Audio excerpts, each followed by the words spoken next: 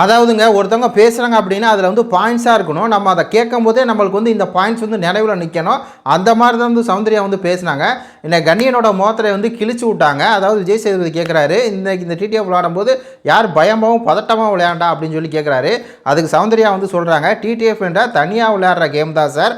தனியாக விளையாண்டா எங்கே தன்னால் ஜெயிக்க முடியாதோ அப்படின்னு சொல்லி தன்மேலேயே சந்தேகப்பட்ட முத்துக்குமரன் என்ன பண்ணுறாரு அப்படின்னா, தன்மேலேயே சந்தேகம் வந்து ஒரு மாதிரி பயந்து அலைன்ஸ் பண்ணி வந்து விளையாண்டாரு. அது வந்து பச்சை வெளியே தெரிஞ்சு அப்படின்னு சொல்லி அப்படியே முத்துக்குமரனோட மொத்த ஸ்ட்ராட்டஜி இருக்குல்ல, அதை அப்படியே வந்து எடுத்து அப்படியே ஒரு பாயிண்ட் வந்து அப்படியே வந்து பார்த்திங்கன்னா அப்படி தூக்கி போடுறாங்க. செம்மையாக இருந்துச்சு. அதுக்கப்புறம் சொல்கிறாங்க, ஒரு கேமை பற்றி பேசும்போது அவர் வந்து ஒரு தப்பு பண்ணிட்டா கூட அவருக்கு சாதகமாக அவர் வந்து மாற்றிக்கிட்டே இருந்தார். அதில் அவருடைய பயம் வந்து அப்பட்டமாக வெளிப்படையாக தெரிஞ்சு அப்படின்னு சொல்லி 2 பாயிண்ட்டு தான் டோட்டல் டேமேஜ்.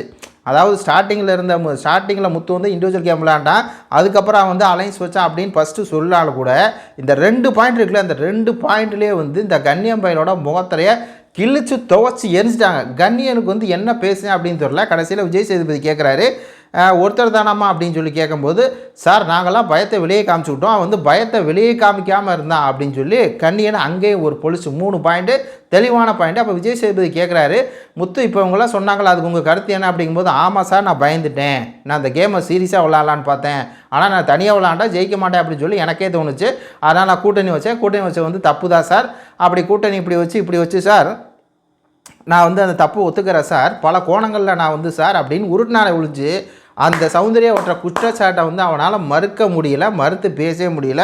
அவங்க அழகாக 2 பாயிண்ட் வந்து சொன்னாங்க. டிடிஎஃப்னால் தனியாக விளாட்ற கேமு, தனியாக விளாண்டா எங்கே ஜெயிக்க முடியாதோ வைக்க முடியாது அப்படிங்கிற தன்மேலேயே தனக்கு வந்து சந்தேகம் வந்துருச்சு, அதனால தான் கூட்டணி வச்சார். அது பச்சையாக வெளியே தெரிஞ்சு ஒரு கருத்தை வந்து சொல்லிவிட்டு அது தப்பாயிடக்கூடாது அப்படின்னு சொல்லி அதை மாற்றி பேசி அதில் பேசுகிறதுல ஒரு பயம் தெரிஞ்சுன்னு சொன்னாங்களே, போடு மாஸ் அப்படிங்கிற மாதிரி தான் இருக்குது. உங்கள் கருத்துக்களை சொல்லுங்கள். அடுத்த காணொலியில் சந்திப்போம். வணக்கம்.